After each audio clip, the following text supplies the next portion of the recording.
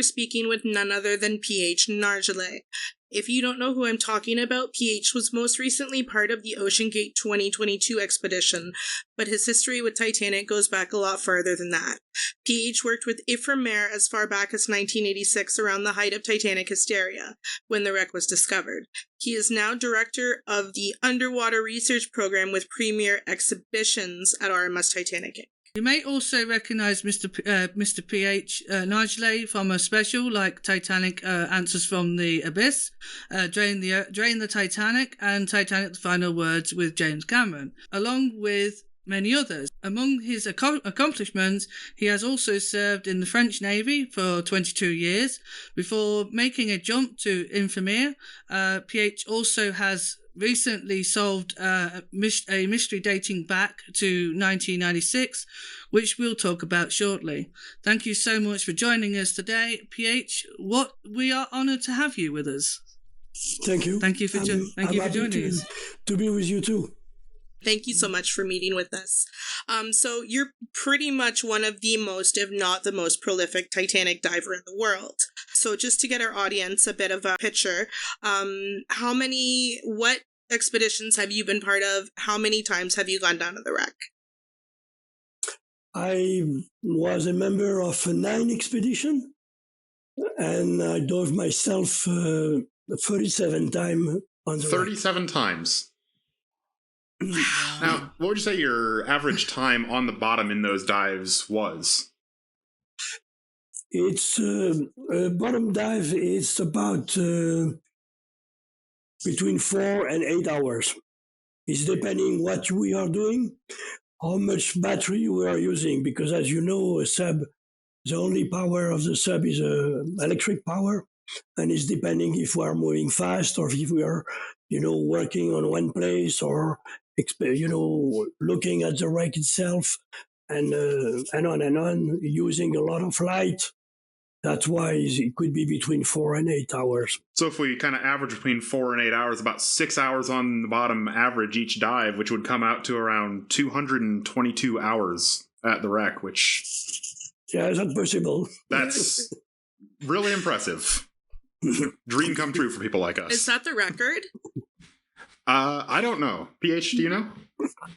I don't know either, because I know that sometimes Cameron was asking me, PH, how many dives did you do on the Titanic? He asked me that like about 10 years ago. I say, at this time, I say, about 30. He told me, I did 32. I say, good for you. I don't know. I think each one person is doing more than me. I think he could be Anatoly Sagalevich, which is a very good friend. But about the time, I don't know, because, sometimes they were staying a lot of time on the bottom. They were almost sleeping on the bottom. And sometimes it was a quick, yes, because with the mirror, they have a long battery. And sometimes as one is on the surface, the other one is on the bottom. They were sleeping on the bottom, waiting, that the other one was coming. That's why, I don't know. On one documentary I did with him, he told me that he did 52 times, but I'm not sure about that. I would believe it, coming from him. Absolutely. Yeah, yes, I think we know pretty well the wreck together. And I'm not the only one, even, because I want to tell you something. It's always a team, It's a team effort and a team job. One person can do nothing by itself, Of course. That is impossible. That's why it's a team, and I was a pilot with me. They dove a lot. But honestly, I started to count my number of dives a few years ago when especially OceanGate was asking me, how many dives you did? I say, wait a minute, I don't know. Because I was not trying to make a record, or to be the most. That's why I didn't know. But now, as people tell me, okay, you did this number, other people tell me, you did that with us, and blah, blah, blah. And now I know it's 37. It's all in this. I'm going next year again, Yeah. It's not the end. All in the spirit of exploration, not so much competition, right? Exactly. Yes, but it's very interesting. I think I'm very lucky, you know. That's the most important thing for me. For sure. As I think we would all feel had we been there so often. Now, with those 37 dives and so many hours on the bottom, is there a particular dive that stands out to you as being the most memorable? Oh, I like when we were with a little ROV visiting inside the wreck, you know, because we can see some part, like the dining room, the first class dining room, or some part of the wreck we cannot see. Even, and it's different when you are standing on the wreck itself and you sell a little camera looking inside. You really feel that you are really inside. And I spoke about that with James Cameron. And, Cameron likes the competition all the time. And he was asking me very often, I remember the first time I met him, he told me, okay, can you show me what you did inside? I show him everything. And he told me, okay, I'll show you later what I did. And a day he told me, come back to me. And he showed me what he did. He said, what do you think? I said, oh, your picture are better than us. You did a very good job, but I didn't see anything I don't see before. Because you were going everywhere. I was telling him we were going. And he told me, okay, I'll come back. And I will say 2 years later, he said me, PH, come back. I want to show you. And he showed me some unbelievable picture, deeper, like the Turkish bath, and all this kind of thing. And he went to the Turkish bath because he was asking me, what would you like to see the most inside the Titanic? I said to him, I want to see the swimming pool. He told me, why the swimming pool? I said, because the swimming pool looks empty, and of course it's full. He told me, he was scratching his head, he said, he's cuckoo, this guy. It's true, And he was trying to go there, but the door was closed. That's why he can go to the Turkish bath, but he cannot open the door between the Turkish bath and the bathroom. There is a little corridor.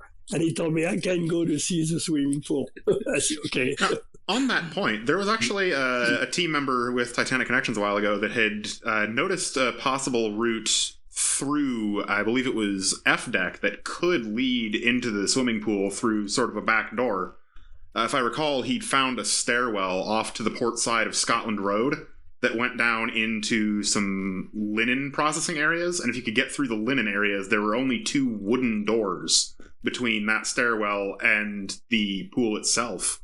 And he thought it might be possible if those doors were down, which, I mean, most of those wooden doors on the wreck are at least in very poor condition, to sneak in through these linen areas and get around from forward of the pool off to port and then through a service door. I believe the service door that he was looking at was on the forward port side of the pool. I don't have deck plans in front of me, but I believe that was where it was. Was that route ever explored? No, but the problem when you are inside, most of the time, all the ceiling collapse, and you could have a lot of cable, a lot of thing. I mean, if you say, okay, I want to go this way and this way, forget it. Most of the time it's blocked. That's why Cameron, when he was going to the Turkish bath, he was going by very little hole that he can find somewhere and going back and forth. And you don't see a whole way like you can see on a map. No. Because everything inside is completely different. That's why it's even just when we were visiting, for example, the first class dining room, it was looking pretty good, and we saw some, the side on and on. And when we were at the end, we said, okay, now we have to come back. When we turn, so we have absolutely no visibility. We say, okay, we start to go, and we found in the middle of the screen, not the screen, the porthole, a post.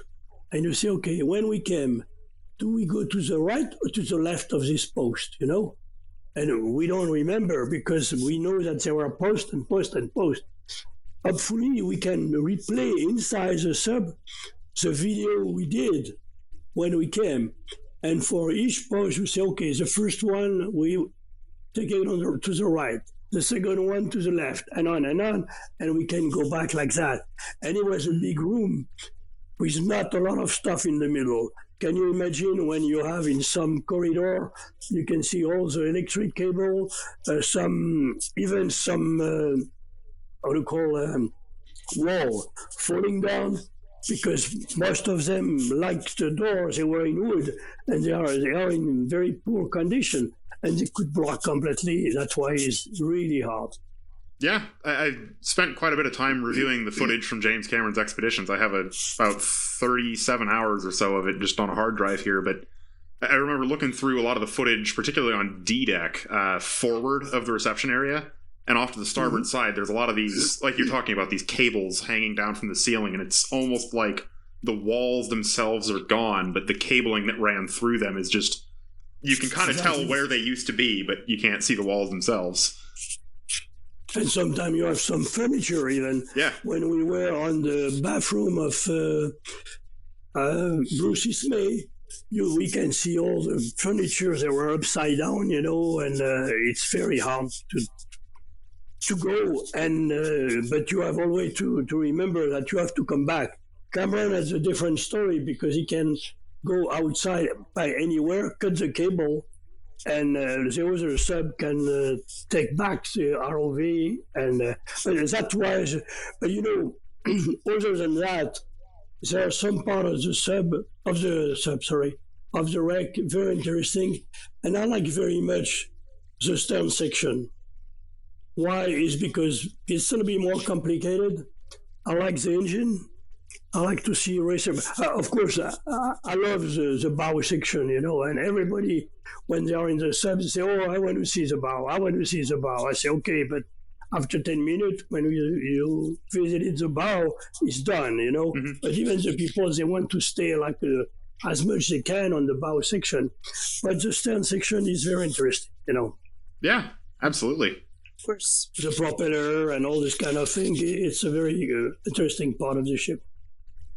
What other underwater sites have you investigated, and which holds the most?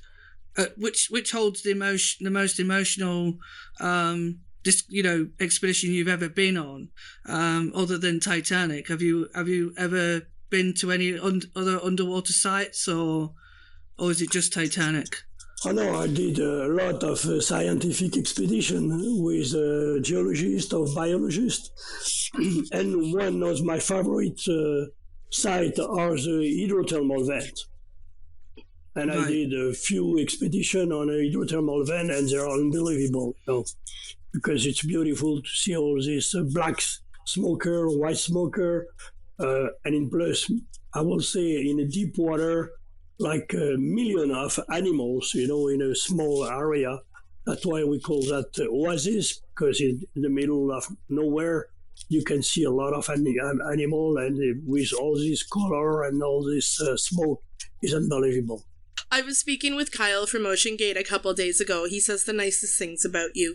And he was mentioning that you had finally gotten the chance to go to a sort of reef underground ecosystem that you'd seen back in 1996. What was that experience like? How did you feel when you finally got to see what that object was?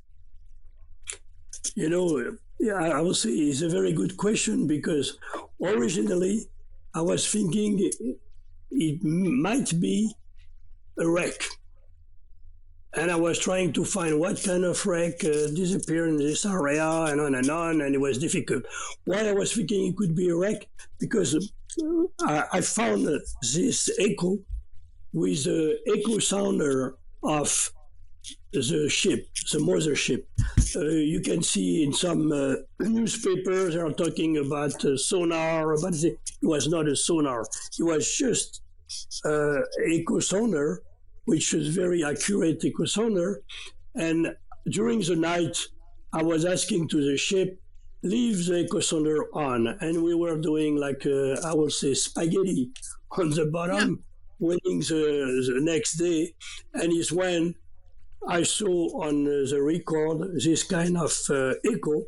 And one of them was looking pretty close, the same than the Titanic.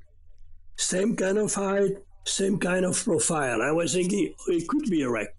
That's why eventually in all the other expeditions, I say, would you like to go there? And for any reason, people tell me, oh, we will not have the time or anything. I know when I was asking, would you like to go? I know we will have the time because I was doing the timeline, of the expedition. But I said, okay, if you don't want to go, but they tell me, could you give us a position? I said, no, I don't give the position to anybody before I will go myself. Even Cameron was asking me, I said, if we go together, no problem, but I will not give it to you. Because I was not thinking it could be a treasure, but I was thinking it's something I found, I want to see it myself. And that's why when we go there, we were at a pretty good position. But an echo sounder gives you like a big cone. It's not like a beam. It's a very wide beam on the bottom, especially when you are at 2.5 miles. And I don't know exactly what is the wide of the beam at 3,000 meters because I didn't calculate it. It's pretty large. When we were at the position with Ocean Gate, we found nothing. It was like a field, a football field, nothing else. And Stockton and the other pilot tell me, what do you want to do now? I say, okay, the position, I'm not sure of the position. I want to go at the exact depth. And for going at the depth, we have to climb a little bit. And when we did that, we arrived on this reef. And honestly, maybe 1 minute later, we completely forgot the wreck. We were looking at the reef because we were so surprised to see a reef like that in this kind of area where you can see only sediment, sometimes rocks, but with a few marine life, but not at all like we saw on this reef. It was like a ballast. I mean, it was probably a lava, from, I don't know, a million of years or something like that. The scientists are trying to find what it could be, but full of unbelievable marine life, like a big sponge, big gorgona.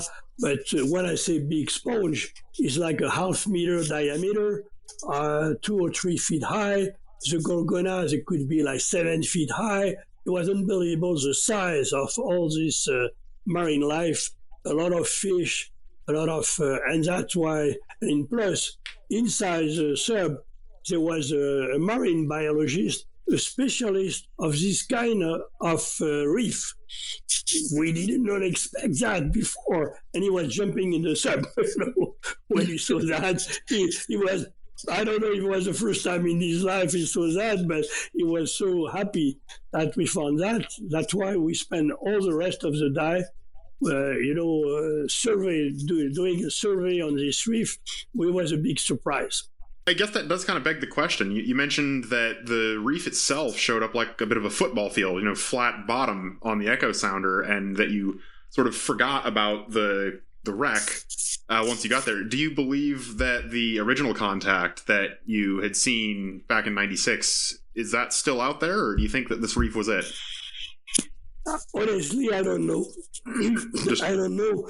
I would say when we found the reef, I know because on the echo sounder I can see, I saw on the echo sounder like a step. Yeah. And I say we should find this step. And the step was probably the reef. It was pretty long, like we survey maybe, I don't know, 200, 300 meter long or something like that, but it could be longer than that.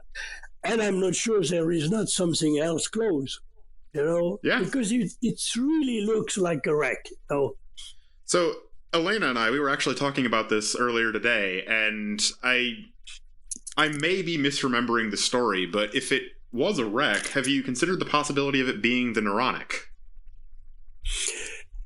I was trying to, and a lot of people, they were trying to find for me a wreck, but it's impossible to know because, there is so many wrecks sinking even in a big area around. Of course. I know for me the most possible was an absolutely not interesting wreck. He was a ship from the Great Lake. He was towing by a tug going to Spain to be dismantled. And he was only one they were saying, oh, the ship disappeared in the vicinity of Titanic. But they say that before the wreck was found. They didn't know exactly what it was. It could be 20, it could be 50 miles, That's why it's very difficult to know which one would it be. Or you can find very interesting wreck, and even some I was finding, but when I was digging in the archive, I found they were so far away that it could not be possible, that there is a so big mistake in the position. I mean, in a strange kind of way, it would be really interesting if it was that particular freighter. If I don't remember the name of it, but I'd heard the story. Check me if I'm wrong. The ship that disappeared there from the Great Lakes, that was an ore freighter, kind of along the same lines as the Edmund Fitzgerald. Yes, same kind of yes. It would be a very interesting neighbor to have. The Titanic itself, and then a distant relative of Titanic of the Great Lakes. Just be a nice little bit of irony. I would say it was not because one said on me, oh, do you think you will find gold on the wreck? I say, oh, well, I think that. Because people say, do you have information? A lot of people, they were sure that have information. I say, no, I don't have any information. I just found that on the Eco Sonder. Period. I don't have no idea what it could be. There are so many wrecks. Even like, I don't know the story of this German pirate, what was the name? I don't know what it was exactly. Ship was sunk by a German ship during the war. And but eventually it was so far away it could not be this one, and I have a list of maybe 5 or 6 different ships, but none of them have, I will say, a lot of sense. So what could Britannic teach us about Titanic? We did an expedition on the Britannic because in 1996, with the ship I was in charge, it was an oceanographic ship, and we were in Singapore, and we were going to the Titanic site. And on the way, we stopped to the Britannic because by luck, because it was not easy, we had the permission from the Greek government to dive on the Britannic, and we stopped. And we dove on the Britannic with 2 little sub, Jules and Jim, which acrylic sphere. And it was interesting for me to see almost the full Titanic on the side, because it's on starboard side. And I saw a lot of things I didn't see on the Titanic because they were break or something like that. And one of my dreams with the Nautil was to try to go in the grand staircase, but the grand staircase was too small with all the stuff falling down on it, and it was not possible with the Nautil, which about a 25 feet long sub, but with this little acrylic sub, it could be possible. And when I was on the Britannic, I landed close to the propeller. It was interesting because I did a visit I can see the 3 propeller, the central one, which is not possible to see on the Titanic. And after I said, okay, now I want to go to see the grand staircase and try to go inside the grand staircase. And I go very fast and I arrive at the bridge. I say, hey, what happened? I missed the grand staircase, and I come back and I found that where was the grand staircase, but the cover, the hatch of the grand staircase was still in place, and it was impossible to go inside. But it was possible to see some detail on the Britannic that is not possible to see on the Titanic. Of course, we saw a lot of davits. they are completely different than the one on the Titanic because they were much bigger. But it was a very interesting survey we did and we did few dive. I don't remember how many we did, but I think I did 2 or 3 dive on the Britannic myself, and it was interesting because plus it was fast, to go down because the depth is much smaller, and we can spend a lot of time on the wreck itself. Of course. Now, kind of coming off of that, I've always personally wondered how much of the, I guess, hospital equipment is left on Britannic. Are there still beds visible from patient wards, that sort of thing? We never go inside. I have friends that went inside, and because some divers they were there, and I know they were more interested to go in the boiler room or thing like that, to try to visit the bedroom or the other place in the ship. But I don't know if it's possible to say anything like that. On the Titanic, I can tell you that I saw the bed of the Captain Smith. That's for sure.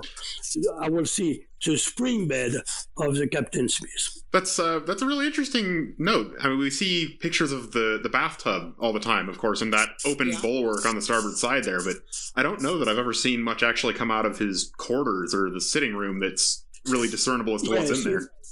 Because they were, when you go a little bit forward of the bathtub,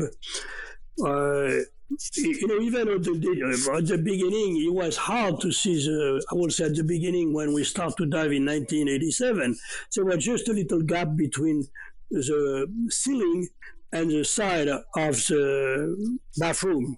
And we can see, and year after year, the wall fall down. That's why now it's very visible to see the tub. But on forward, there was like a door open, and it was possible with a little ROV to go inside, and we take some picture, and we saw the spring bed was not horizontal, it was like vertical, and that's only really furniture. It was easy to recognize for sure. There were probably some shelves or stuff like that, but everything collapsed. So the officers' quarters, that bulwark that was hiding the bathtub, that's been a pretty interesting area to watch in terms of its deterioration over the years. I mean, obviously, in the recent expeditions, we've seen that the ceiling has come down over the sitting room, and that bulwark has been completely down, as far as I can tell, since the early 2000s. I noticed it kind of stopped collapsing once it got back to where it had bent by 1987. It seems like it's kind of stabilized there. But coming off of that, what do you think the future of the wreck looks like? What would your take be on where you think deterioration is heading? Do you think it'll stabilize? Do you think it'll continue at a similar rate? Or what's your take? I have one short phrase about wreck. For me, the future of a wreck, is to disappear. Sooner or later, and that's a normal thing. I found old Roman wreck and stuff like that. Sometimes we found a little part of the hull in the sediment, in wood and stuff like that. But the Titanic, especially the metal one, they will disappear. When, for me, is a lot of time. Because you can see on some newspaper or magazine that in 20 years the Titanic will disappear. I heard that for 35 years, that in 20 years the Titanic will disappear. It's still there. And I think it could be there for maybe 200 or 300 years or even more. Why? It's because you have some pieces, for example, of the reciprocating engines. They are so big before the bacteria, before the rest, before anything make the full deterioration of that, it will take a lot of time. But for sure, everything is collapsing. And what I notice on the bow section, for example, that the main deterioration is going from the back of the bow, step by step, forward to the front of the ship. And actually, the main deterioration is around the grand staircase, That means recently between 2019 and 2022, I saw that the gymnasium completely collapsed, and now is on the deck below, because before in 1993, 1994, it was possible to see through the window of the gymnasium. I remember, because I was thinking that could be a good artifact, but we never touch it. We can see the pedal of the bicycle. And I was saying that could be something interesting. But now everything collapsed and is down maybe 1 or 2 decks below. And step by step, the decks are collapsing to each other. And that's why you probably heard that we were asking to the judge, to recover some pieces of the Marconi room. And eventually the judge was saying, okay, you can do that. But even when the judge was asking me, what do you think about that? I say, I'm not sure if we are going, that was in 2021 or something like that. I say, I'm not sure everything is not collapsed already. It was not in 2002. It was still there. But any time that could happen and everything could collapse, Of course. Course. And I really appreciate sharing that insight. I mean, I think we've just heard some things that we weren't aware of. Which is rare for us. Yeah. I mean, I'd known that the gymnasium had, largely collapsed in on itself, but I was not aware that it had kind of gone down through to the next deck below, which it's... Oh, yeah. You can see in some deck, even I would say now, around the grand staircase, you have like 10 feet between the deck. Now is maybe 7 feet, 6 feet. You can see they are collapsing. And of course, the part will be the best for a longer time is the bow itself. Why? Because the bow is narrow and is the same structure as the rest of the ship. I mean, it is stronger. And before everything collapses, it will take more time than for the rest of the ship. The stern section is completely different because it was probably, there was a lot of deterioration during the descent because I think there was some explosion, and an explosion is always followed by an explosion, a lot of deterioration. And I will say the stern section is maybe 100 or 200 years, in advance of the bow section. Kind of going back to the bow there for a minute, do you think the bow being kind of knifed into the sediment like that, do you think the sediment provides support? Do you think that'll kind of slow the collapse, or what do you think? Yes, because it's like if he's in a vis a little bit, because it was really deep in the sediment, because you can see that between the anchor and the top of the sediment, you have maybe 3, 4, 5 feet, no more than that. And all the rest is still in the sediment, and that will help to be preserved for a long time. And then, of course, with the stern being as bad as it is, do you think the collapse of the stern, at least in the forward areas of the stern, do you think that will accelerate noticeably? Or do you think that's maybe gotten about as bad as it's going to be? What happened to the stern, actually, that the wall of the stern collapsed on each side. That doesn't happen so far on the bow. That's why, because, when all the deck collapse, you don't have the support for the wall, and the wall very fast, they are like that. And it's what happened on the stern section. Gotcha. So we want to know what your thoughts are on future recovery, because we know that you've been involved with recovery of the artifacts from Titanic, but what else, or what could be recovered from Titanic or even Britannic? What is your stance on that? What is your thoughts? Is it important that we recover artifacts from Britannic as well? I would say on Britannic, I don't know, because it's probably hard, because the Britannic is in one piece. What was easy with the Titanic, and sometimes the people doesn't know that we never take any artifacts from inside the Titanic. We recover artifacts from the debris field, which make, for me, is a big difference, especially for the sensitivity of some people. Because I understand that there are some people that are against the fact that we recover artifacts, and I respect that. It's not my way of thinking, and I can explain that to people, and I did that very often. Sometimes the people understand, sometimes the people don't understand. And even I spoke with some survivor, and I have a completely different opinion from the survivor.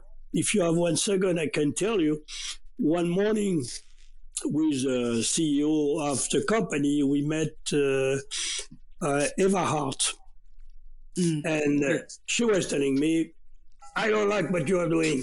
I don't like you recover artifacts because my father died, and I said, okay, I understand. And we have a good conversation. And the same day in the afternoon, we met Eddie Tasteman. And Eddie Tasteman said, by the way, I like what you are doing. And by the way, my mother forgot his necklace on the side table. Could you go and bring it up? You see, it was a completely different way. And even Eva Hart, a few years later, I met her again. And in the conversation, I said, we recover the artifacts only on the debris field. And she looked at me and said, only on the debris field? I said, yes, only. And I said, different light in his eyes. She didn't change her mind because she didn't want to change her mind. But I saw that it was different from her perspective, the fact that we recover from the debris field and not from the inside the ship. That's why. And when the people are scared about, the fact that the company could try to sell the artifacts or do something, I say to the people, remember something, there is a judge in the U.S. who is in charge of the Titanic. She is a very tough judge, and she is taking care of the Titanic, and she wants to know all the time what the company is doing. And she said, you can do that, yes or no. I mean, I don't say that the wreck is very safe because of her, but probably because, she knows what she's talking about. She knows what we are doing, and we have to ask her every time what we are doing, And I saw people, they are sending letter. I know people, they were saying, letters, say, they want to sell the artifacts and blah, blah, blah. But we say to the judge, really at the beginning, we'll never sell the artifacts. And I remember a day, one CEO of the company was saying as a judge, we want to sell the artifacts. And the judge said, but you tell me a few years ago you will not sell the artifact. And the CEO said, but we changed our mind. And the judge said, I don't change my mind. Go away. Period. That's why, I say we are safe with her, no question about that. So, that actually brings us to our next question. So you've helped recover about 5,000 artifacts from my research, including the big piece. Out of every artifact you've been a part of rescuing, which one had the biggest impact on you and why? Some are different. I would say the big piece was a big challenge because originally, I was saying to the CEO of the company, he was a very good friend. I was working for Ephemer at this time. I'd say, okay, it's good to recover ring, or little stuff, but I think the people would like to see in an exhibit something a little big, like a bollard or a David or something like that. He told me, okay, go ahead and do it. And we did that. And a day, when we were talking, I said, if we found a little piece of the hull, could be interesting to the people from where this part is coming and to see what is the kind of construction at this time. And that's why he told me, okay, found one. And I can tell you at the beginning, he was a little bit scared because I found some pieces that could be like 200 or 300 tons. Says that is a little bit too big for us, And but eventually we found one, the big piece. The full big piece was 20 ton, but after we cut a little part, from the deck below, and this little, we call that the little big piece, and the little big piece is in Orlando, and the big piece is in Las Vegas on a permanent exhibit, because it was a little bit a nightmare to bring them from one place to another one. But on the big piece, you can see the construction, and plus you can see a reinforcement of the hull with, I don't know how many rivets you can see on this piece, but I don't know if there are 400, few hundred, rivet, but there are a lot. And it's interesting for the people to see the thickness of the hull. I don't say they can touch it, but almost. It's not because it's iconic stuff, but it could be interesting to see that, exactly what it is. And that was a big challenge. But if you ask me what is my favorite object, I can tell you is a little water can, very ugly. On it, you can see souvenir of Folkestone. It's the kind of thing grandmother put it on his fireplace, and the only thing you can do with that is shooting that with the gun, But I like it very much. And each time I saw this water can on an exhibit, I'm happy to see it. That is my favorite, thing we found. But sometimes it was a big challenge when the day we recovered a window glass. And it was very difficult to recover that because it was very fragile. And we put the window glass in sandwiches with the sediment inside, with the foam and on and on. And that was very time consuming. And we were very happy when we bring it to the surface and we opened the sandwich. It was exactly like it was on the bottom of the ocean, For us, it was interesting to build, tools and to learn how to do that more and more, because sometimes, we were seeing an artifact, we say, okay, we don't want to recover that now because we will damage the artifacts. We have to build a tool, come back the day after, and during the night, the team was building exactly what we want, and the day after it was possible to do it nicely. We never break anything, even a glass or anything like that, because we were very careful and we were taking a lot of care, and we were thinking, okay, it's better not to recover something instead of, if we take a risk to break it, to have a problem with it. And I think one of the more interesting ones I've seen that was like that was the aft grand staircase dome. I heard stories about it being incredibly fragile, or at least looked to be incredibly fragile, and that was a big part of why it didn't come up. Were you there when that was found? Oh yeah, we know exactly where it is. Yes, we saw it a few times, but for this kind of object, it's better to leave it where it is, because it looks like it is. It will take maybe 10 dives to recover piece by piece, and after to assemble them, it's better to leave. Yeah. Yeah, I would say it's a little bit, even for me, the Marconi room, I'm still thinking, I don't know if it's a good thing or not. Okay, we could open the roof very nicely, but after that we have to look and to say, okay, there is still something in enough good condition to recover it properly. If not, it's better to leave it where it is. That's fair. And with the Marconi room, the roof over that, has it been something that you've talked about to let the roof decay a little bit more? Because everything that I've seen of that area in recent years shows quite a lot of sagging and quite a few new holes that have opened up. Do you think it would be possible that would open up enough to allow recovery without cutting it at any point in the near future? Without cutting up, no. No? Because you have still some beam. What disappear, and the big hole you can see close to the skylight of the Marconi room is not a part of the Marconi room. It's a corridor between the Marconi room and the elevator gear. That's a big hole. On the Marconi room itself, you can see a hole, but pretty small. Of course, I'm sure if you touch them, you go through.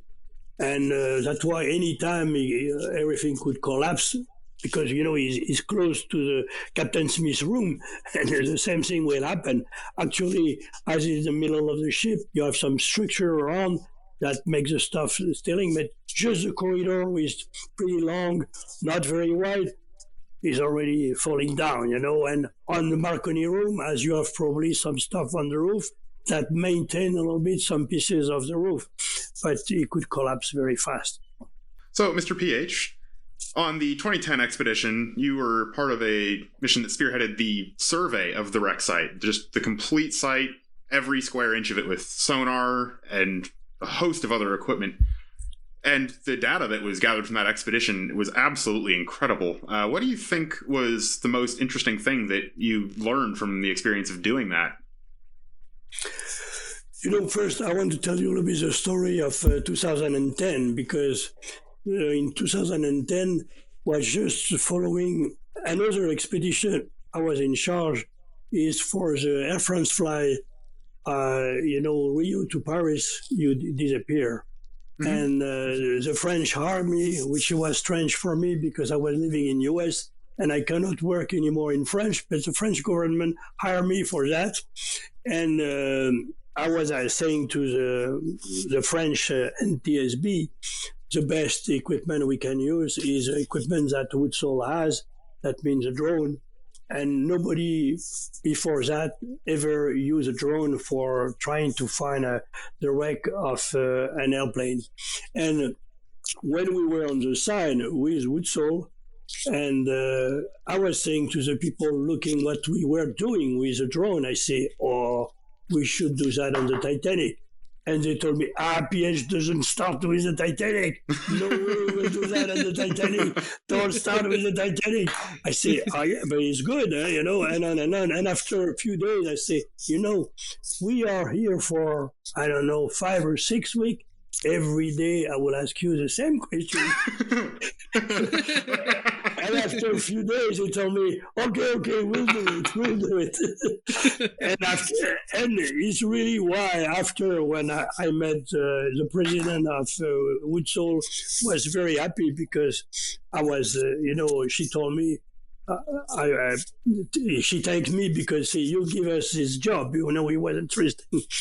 And just after, we were expecting to do a Titanic expedition originally with a submersible, but the Nautil was not available.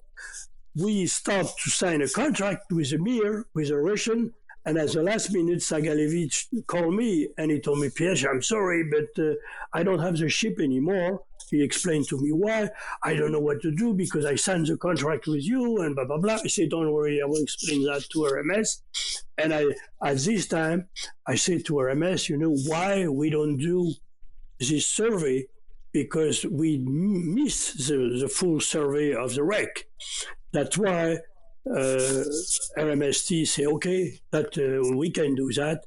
And we, with Woodsole and especially with Bill Lange, who was in charge of the video and all this stuff, we did it. And it was unbelievable because, we were not expecting that to have a so unbelievable map. I don't know if you see the map of the full map of the, where now we know exactly where almost everything. We know where are each boiler and the distance between the wreck and the boiler and on and on. And before that, we had a map because even Woodsole, when they found the wreck, they did a map and stuff like that, but they were not really accurate with that because the map are what we call geopositioning. I mean, for each point, what is the latitude and the longitude. The accuracy is not great, but it's very good, because it's not the GPS, of course. And underwater, the acoustic system is not. But even if it's 5 or 6 meter range, that is enough, for us. And I think I'm using all the time the map because I know, and it's like if you had a photography of is an acoustic photo of the bottom, Yeah. You served for 22 years in the French Navy. What about your service had the biggest impact on you? What was your most powerful experience? In the Navy? Yeah. In the Navy, I was a specialist of explosive. I was a diver and a demining diver, and one of my, I did a lot of expedition. Some of them I'm not allowed to talk too much of them. And but one of when I was a really young officer, I was executive officer of the Suez Canal cleaning. In 1974, after the war, we demining all the Suez Canal, and the Suez Canal is 100 miles long, and we swim 3 times the canal, removing everything from the canal, any kind of ammunition, any kind of aircraft, any kind of truck, or anything like that. We didn't find the big mine. People were saying, "Did you find a lot of marine mine?" I said, "No, we don't. If you want to stop the canal, you put 3 at the entrance, 3 at the exit, and the canal is blocked, But the canal was like a garbage for a lot of ammunition and stuff like that. That's why it was full of ammunition, full of stuff. And with different team, we were working for almost a year before the reopening of the canal. Wow. That was a big, and I was a captain of the underwater demolition team in Cherbourg, which, the channel is also full of big mine and big ammunition. And I was a captain of this team in 1976 to 1978. And I was there 2 weeks ago. And when I spoke to the people, they told me, we are still doing the same number of interventions at your time. It's not a question of how many ammunition are found. It's just a question of the capability or the possibility of the team. The team is busy 365 days a year, and every day we have new stuff and new stuff and new stuff. And they told me, we are still doing the same that you are doing. That's incredible. I mean, is most of that stuff First and Second World War? Or? Most of them, but sometimes we found even stuff from World War One. They are probably sometimes more dangerous because they are in the more degraded, and the ammunition sometimes is not very good to find them in bad condition.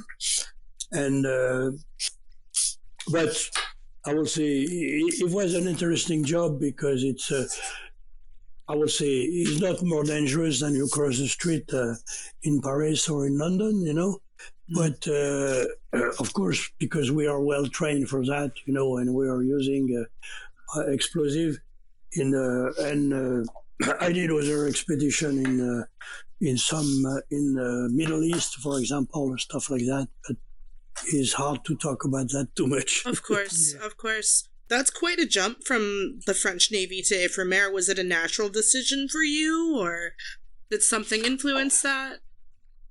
Yeah, it's very easy. It's because sometimes when I was in the Navy, we have. I was also in the Navy, especially at the time before the Titanic, submersible pilot in the Navy. But we have the submersible using with divers in the submersible. We call that the lookout submersible, or also observation submersible. But Ifremer had one sub can go deeper than us before the Nautil. That was sometimes the Navy was hiring the Ifremer for doing that. And as I was in charge of this kind of contact, with the Ifremer, they were asking me very fast, would you like to work with us today? And blah, blah, blah. I was saying, yes, but I'm happy in the Navy and blah, blah, blah, And I had a good relationship with Ifremer. And eventually, a day they told me, and I know that because I was working with the U.S. Navy when the Titanic was found in 1985, And they told me, now we found the Titanic. If we come with us, you will be in charge of the Titanic expedition. And I was saying, okay, now is maybe is enough to be, maybe. Pull my leg. Natural decision. Yes, maybe it's an opportunity I should not go that. And in plus, at this time, the Navy, the French Navy was, because, I spent officially 25 years in the Navy, but I left after 22 years, and for 3 years, I was in the French Navy and Ifremer in the same time, But the Navy was telling me, and I remember an admiral, he had like a key chain in his hand. He was telling me, PH is enough to drop in the water. You have to do something serious. And I say, what do you mean by something serious? He told me, you have to go to Paris in the headquarters. I told him, I'm going to die if you put me in an office. He told me, you have no choice. I say, okay, I never say no, to anybody. That's why I'm still working, because when the people tell me, would you like to do that? I say, yes. And I can tell you, even this weekend, somebody called me and say, would you like to do that for us? I say, yes.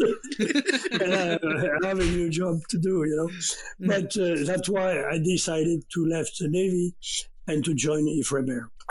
And I left Ifremer after for almost the same reason. When Ifremer tell me, now we want you to be in charge of all the oceanographic fleet, the French oceanographic fleet, and blah, blah, blah. I said, where I will be? You have to come to Paris.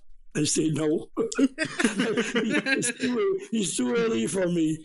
And I left, and I was working for another company with a Ocean Voyager. We was a subsidiary company of Canal Plus. I don't know if you know Canal Plus, but I don't think so.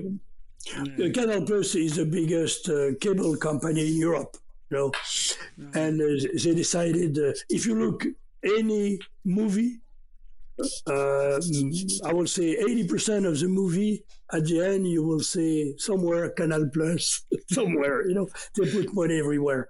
And they decided to do a new project with a ship, an helicopter, 2 submersible, and that was a ship we were using on the Britannic, and we were using with Discovery because it was a floating studio, and we used this.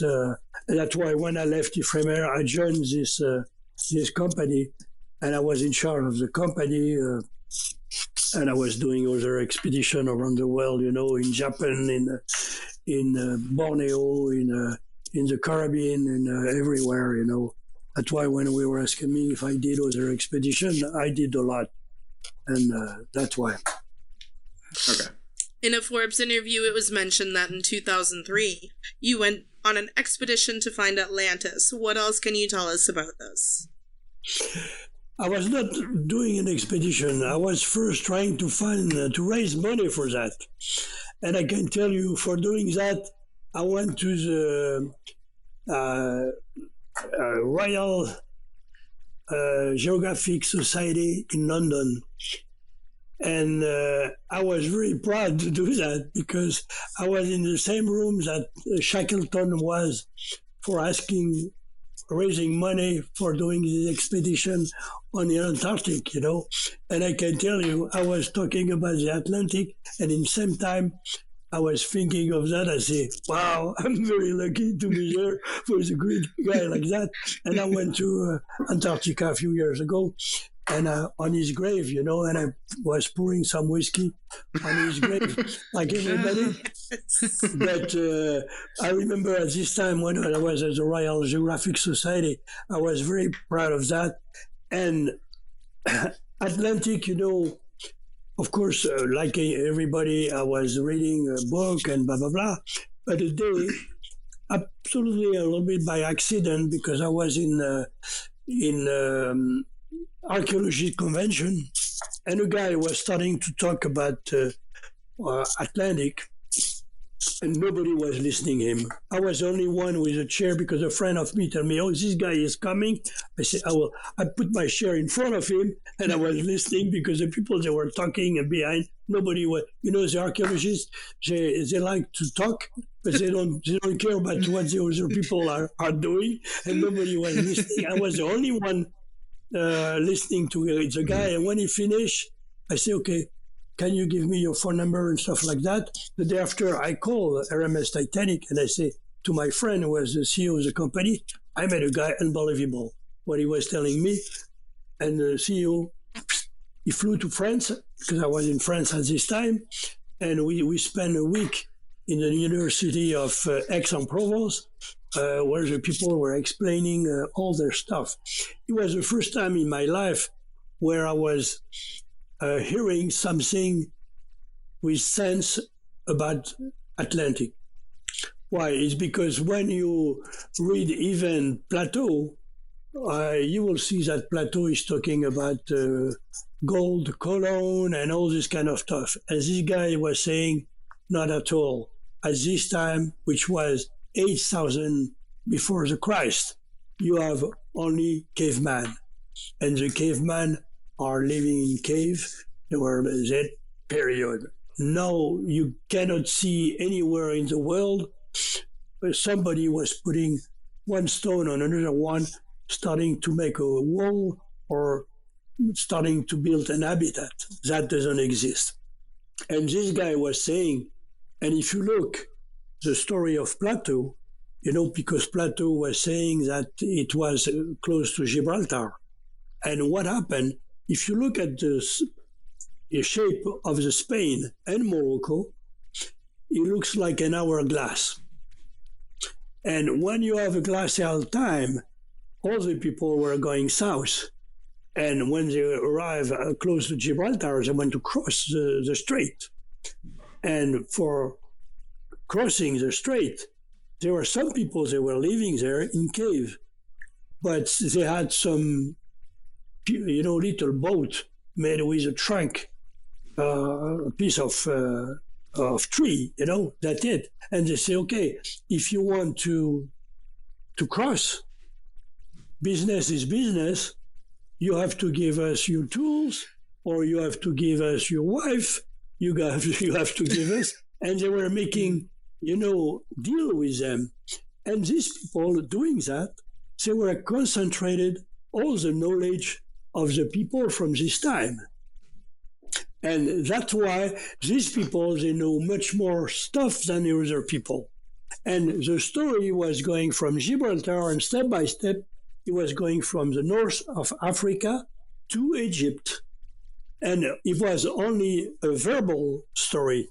I mean, and you know the verbal story, somebody, they put something and they make better and better and better. And when they was crossing from Egypt to Greece, even Plato say, I have to exaggerate the problem, like that the people will understand what was. Because if we were saying, oh, these people, they have tools and stuff like that, okay, and what is the... and that's why, you know, and when I heard that, I say, that makes sense for me. It's not... and that's why I was thinking, but what happened at this time, if you look at 8,000 years ago, is what I learned when I was at the University of Aix. They show us that at this time, the level of the sea was 500 feet lower. I mean, between Gibraltar and around on the side of the Atlantic, you know, just after, first it was much narrow, because there were 150 meter less of water, you have some island. And the people, they were crossing, going from one island to another island, crossing the Strait of Gibraltar. And what we were expecting is to go to this island, now they are underwater, and to see if we can find any trace of, any evidence of life in a cave or something like that. Because you have evidence of life on Gibraltar, you have evidence of life on the other side, which is close to Tangier of Ceuta, you know? I mean, if we were finding also life at, in cave or something like that, that could start to make sense. That was the project. And I remember I was, after being at the Royal Society Geographic Society in London, I was invited by the BBC for a show about Atlantic. And there was a guy from Scotland. He was a specialist of Atlantic. And he was saying, no, there is no way that Atlantic is in Gibraltar. I know it's in Santorin. The whole kind of Santorin. But, and the guy tell me, what do you think about that? I say, I'm sorry, but for me, Santorin was 800 years before Christ, not 8,000. And you know what was the answer of the guy in Scotland? He said, there is just 1 0 more. That's like just a little thing. Everybody was laughing and they said, shut up the guy. Yeah. Thank you so much, PH. It's been almost 2 hours now. Thank you. It has. So we will have to wrap this up here. But I do want to say, genuinely, like we were just saying, obviously, thank you for being here. We really appreciate your time. And as you mentioned earlier, you said, you could talk for hours on this stuff. And obviously, you are a very engaging person to do this sort of thing with. And I think everyone here would agree, we'd love to have you back on again.